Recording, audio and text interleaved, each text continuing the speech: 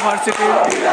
শিক্ষার্থী ফেটে পড়ে এবং তারা একটা র্যালি বের করে এখন এবি মোড়ের সামনে জনজামায়াত করে তাদের প্রতিবাদের আশা, তারা যে প্রতিবাদ করতেছে এবং মুহুর্মুহু স্লোগানে তাদের এই প্রতিবাদটা লেগে গেছে। এবং এখানে ইউনুস খান স্কলার গার্ডেন 1 এবং ইউনুস খান স্কলার গার্ডেন 2 দুইটার বিচ্ছিন্নভাবে ফেটে পড়ে এবং তাদের স্লোগানের মাধ্যমে প্রতিবাদ জানায় এবং ইন্টারিম গভর্নমেন্টের কাছে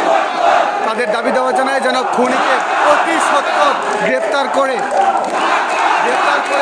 তাদের বিচারের মুখোমুখি করা যায়।